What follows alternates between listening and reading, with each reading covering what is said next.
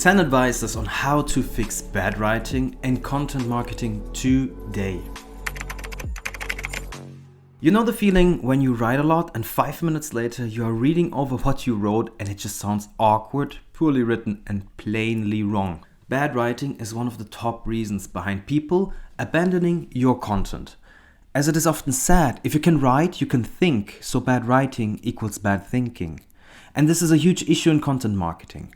The problem with bad writing is that it bores readers. It fails to catch their interest and results in them bouncing away from your website and not using your product or service. Besides, what you write and what you communicate is what becomes your brand in the long run anyway. So bad writing is bad for brands and bad for business. I don't want to give you a perfectionist disorder here. Everybody has bad writing days. And it happens regularly. Walking down the writer's path. And it's pretty normal to happen to you too. Today, we want to help you on how not to let bad writing become your synonym. How? In today's video, I tell you about a list of 10 advices designed to help you discover your inner Pulitzer, such that your articles make readers rave about your content, converting them to your product and services or whatever you might offer. So if you're ready to improve your content, let's jump right at it. Before we get to the tips, it's important to realize what makes bad content so you don't make those mistakes in the future. Bad writing and content marketing is any written content that fails to engage or persuade your readers to take action. It's a serious problem. So before you write your next blog post, article, or e-commerce product description, ask yourself these questions about your content. First, does it make sense? Is it well organized? Does it have an engaging intro, a valuable main part, and an easy to digest conclusion? Does it have a central point? The thing you want people to take away from the post, that one single thing. Is your content focused on a single target group? If your answer to most of these questions is yes, chances are good that you've written a quality piece of content. But to be honest, in many cases, there are parts of articles that need improvement. So let's get to the advices on how to fix bad writing and create articles that your readers will adore reading. How to fix bad writing: 11 steps to write compelling articles. First, make sure every sentence has a subject and a verb. This might seem like a no-brainer, but every sentence in content writing needs to have a subject and a verb. Subject-verb agreement is one of those rules that isn't hard to master, but many people still screw it up. This can be done by the following few guidelines. First of all, avoid using it as your subject unless you know your audience really understands what you're referring to. An easy way to check if something is not correct is to use a tool such as Grammarly, Language Tool, or TextCortex. The second advice against bad writing is that you need to accept that your first draft will not be a masterpiece. For good marketers as well as writers, editing is a key to making a piece of writing flow like water, which ultimately creates value in a reader's head. And I told you already, everybody has bad writing days. And in any way, most of your first drafts will sound dreadful in the second run. Hence, for a writer and content marketer like yourself, fixing bad writing is about going back and rethinking how it is said from scratch. I was raised in a German language, a language not only known for overly complicated words like Rindfleisch-Etikettungsüberwachungsaufgabenübertragungsgesetz, but also for overcomplicated sentences trying to include 4 different topics with 6 different commas. So after you have written your draft, leave it be for a few hours. Come back with a fresh mind and pull apart every sentence and rework them. Make sure to simplify them as much as possible so that even an absolute non-expert will understand what you really mean. Read your article multiple times before hitting publish, as it could make all of the difference between a great read and an average one. So let's dive a little bit deeper into a point I just made, and which is also the third advice: simplify your language for higher conversions. The simpler you keep your language, the better off will be. You're not writing a dissertation. You're trying to get your point across as quickly and efficiently as possible. If there are long sentences or big words, cut them. Remind yourself of the German language story. This will make your content engaging, easy to read, and will drive your readers smoothly through the funnel. The fourth advice against bad writing: shorten the paragraphs for easier reading. Is your content easy to read? Ask yourself this question all the time. One of the best things you can do to fix bad writing is to split or fully cut paragraphs. It's probably not what you'd expect. It's not a matter of improving vocabulary, better word choice, or enhancing sentence structure. Instead, it's a question of making your writing more readable, keeping your thoughts aligned and showing a coherent flow of information. It has to do with how people read the page. There are many studies on this, but I'll give you the TLDR. If the paragraphs are too long and there's no white space, it's hard for readers to find their place in the new thought with each new paragraph. In a world of information overload, people don't read content paragraph for paragraph. They scan sentences, look for information they need for their cause, and if you don't make it easy for them to find this information, they'll probably bounce and find it in another place. The fifth advice to improve bad writing is to improve your tone for better personalization. So what can instantly drive away your readers from reading your article is, in many cases, how you write it, your tone. Some articles on writing will tell you to avoid an informal style, but that's nonsense. The only where formal guidelines should be applied is structured academic writing. And even though I would wish sometimes that some researchers would think a little bit more about how another human being is trying to understand their academic progress. What you really should avoid is using inappropriate tone.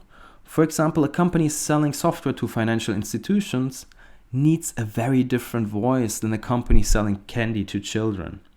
If you try talking to financial institutions as if they were children, no one will read your articles, neither buy your products.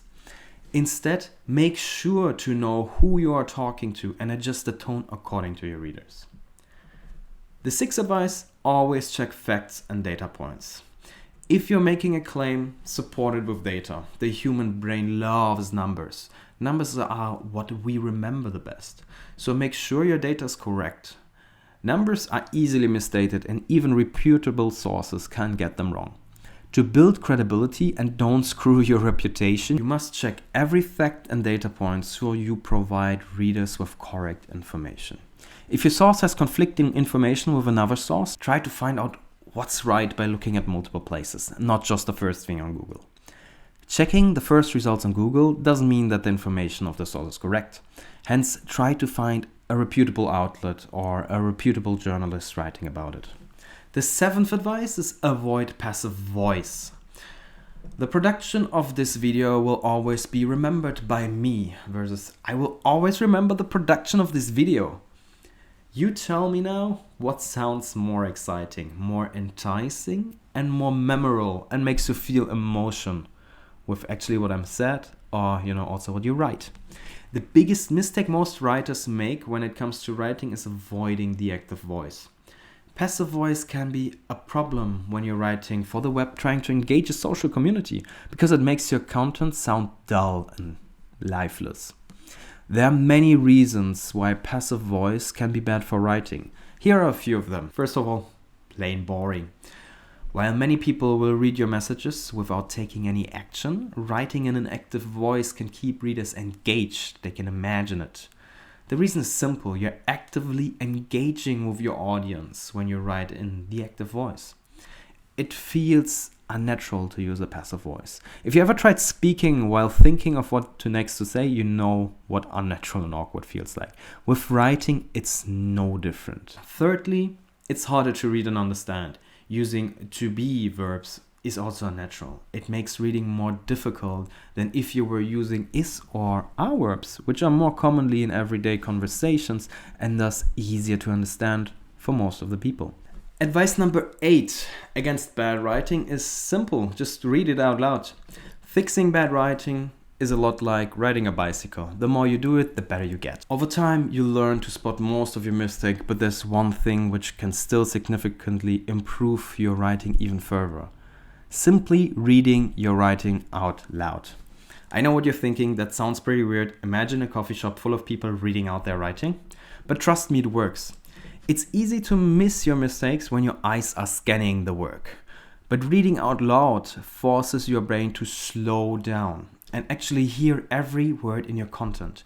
It will help you to notice words that might not sound right together without giving you time to skip over them like you would when you're just scanning within your head. If your copy sounds stiff when read out loud, rewrite it until it doesn't.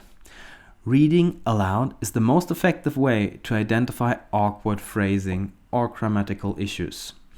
Be sure to read from your audience's perspective, not from the point of view of someone who has been immersed in the idea for months. Slow down and lighten the heaviness of your work. Advice number 9. Have someone else read your work. Not even professional writers are immune to bad writing, we already said that. If you're serious about content marketing, work together with somebody. You can either choose a freelance editor or simply ask someone else to take a look at your content or your writing before publishing. It's a feedback cycle. A fresh set of eyes will identify mistakes that you wouldn't have catched yourself, which is why it's so important to have someone else read your work. And the last advice number 10, if you have nobody around you, use a smart tool to collaborate and co-create. Fixing bad writing and catching all of your mistakes is no easy task, no matter how well you proofread. We talked a lot about that today.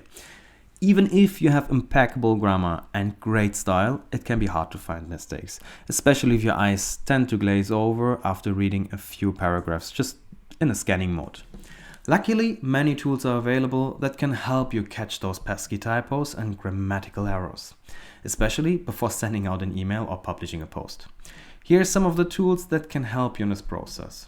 Grammarly.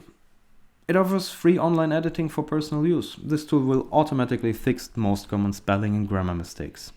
The Hemingway app. Another useful tool for polishing up your writing. It highlights sentences which consists of complicated wording or overly complex. So, you can focus on these areas. And then lastly, TextCortex offers a free rewriting tool and helps you go from a 5-word idea to a full paragraph. Our Chrome extension brings you the best from rephrasing, AI copywriting, and text and grammar improvements in a single Chrome extension, which, by the way, works also on 100 creator-friendly websites and platforms. So, quick use case if you're interested, one of our users and investor Jonas has done to announce our partnership. And by the way, he wrote, little spoiler, 60% of his blog post with our extension. And also at the very end mentioned how long it took him to write this blog post and what he needed to correct that. So we will link that here in the video as well. Another thing you should check out is our tutorials on how to achieve the similar results like Jonas said using our TextCortex Chrome extension. So let's summarize things up here. I hope these tips on how to fix bad writing and content marketing will radically improve the quality of your future content. Applying them will help you increase the time your readers spend on your content, which ultimately will also lead to higher conversions. It's time to stop overthinking your content and spend your time with what really matters. Thanks a lot for joining me in this video, and please subscribe, leave a comment, leave a like. Always happy to be in contact with our users. Thank you very much.